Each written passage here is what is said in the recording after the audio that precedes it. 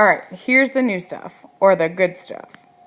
It says find the missing side length below, round your answers to the nearest tenth. Now, here's why we use trig. Okay, SOHCAHTOA is still going to come into play, so I'm going to write that kind of above this one here.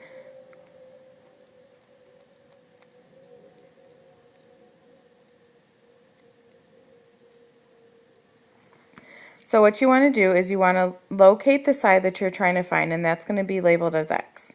So I'm trying to find this side right here. Okay. The side that I know is this side here, and then I'm also given an angle measurement. So what I'm going to do is from the angle that I know, I'm going to put my pencil on it and draw a line to the right angle and label my side lengths just how I would before. So nothing's really changed there, okay? You're doing the same thing. So from the angle that I know to the right angle, that's your adjacent side. Then you have your opposite side, and you have your hypotenuse. So then I start looking at what side length do I know? Well, I just said that I knew the 14, and that's a hypotenuse. Okay, so I know the hypotenuse, and the side that I'm trying to find is the opposite. So which one of these trig functions, sine, cosine, or tangent, deals with O and H? As you can see, our sine function deals with O and H. So we're going to use sine for this problem to find out the angle of x. Now most of the time we're giving you an angle and we're just asking you to find the ratio. And you might not know how many degrees that angle measures. But now we know how many degrees that angle measures, and you always put the sign with that angle. We're going to be more specific with that angle measurement and actually give a value to it. Now we're going to say that equals the opposite side over the hypotenuse.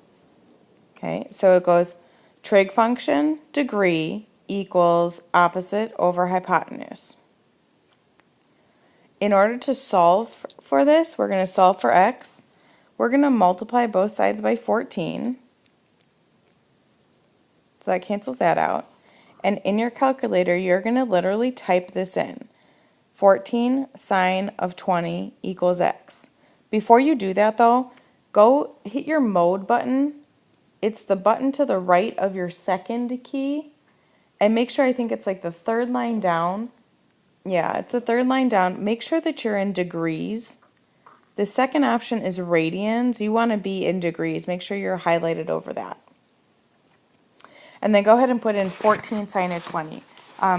Don't just take my word for this answer. I want you to try this in your calculator to make sure that you're doing it correctly.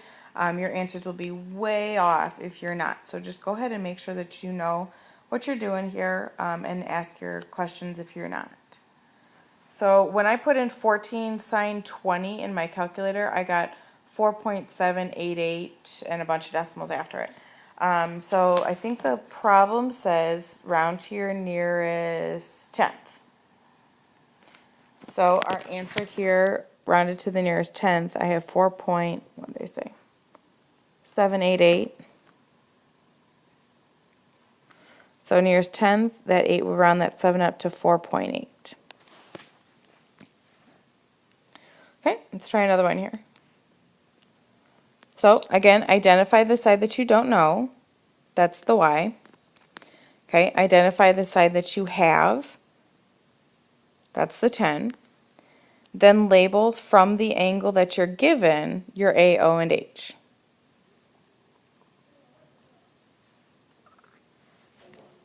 Okay, so identify the side that you need to find out. Identify the side that you're given, and then from the angle that's labeled, you want to label your A, O, and H.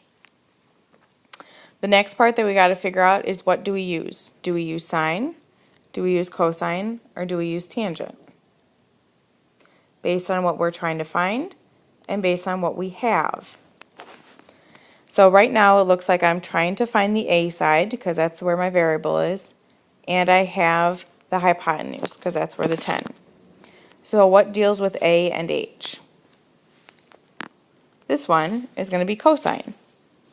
So you got cosine 30, because that's the angle measurement, equals the adjacent side over the hypotenuse.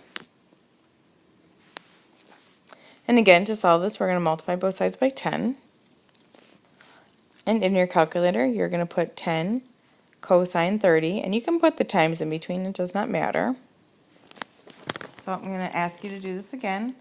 10 cosine 30.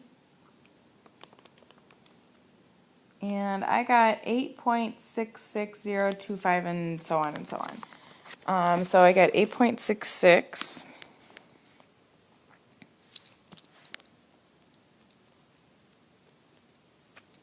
This 6 rounds this 6 up to a 7.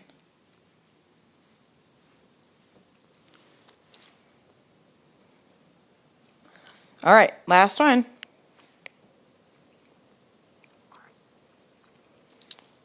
Okay, so figure out the side that you have, 27.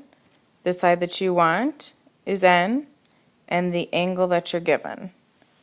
So labeling my side lengths from the angle that I'm given, A, O, and H. So what am I going to use? Sine, cosine, or tangent? So I'm given the 27, or the opposite side, and I'm trying to find the adjacent side. So O and A, I'm going to use tangent. So tan 35 equals n, whoops, backwards, sorry, not n,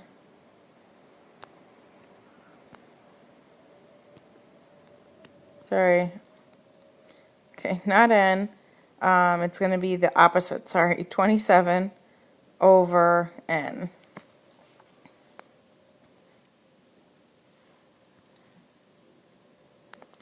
Now this one is a little bit different to solve because the variable is in the bottom. So what we're going to do is we're still going to multiply by whatever was in the bottom like we did before, but we're not done then. So multiply both sides by n. Right now you've got n tangent 35 equals 27. And to get the n by itself, since the n is being multiplied to the tangent, we're going to divide by tangent 35.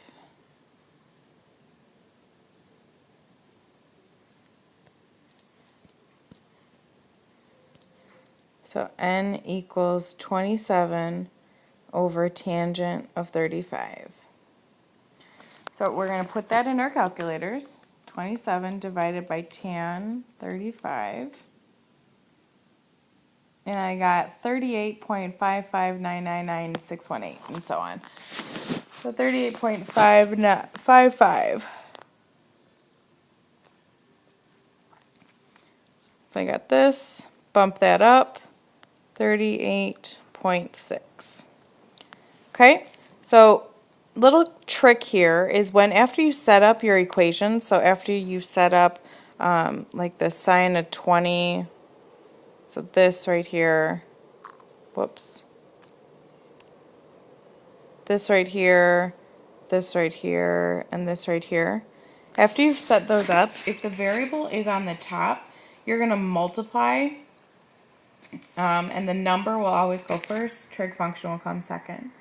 If the variable is on the bottom, like the last one, you're going to divide. So number goes on top, then the trig function and the angle goes second.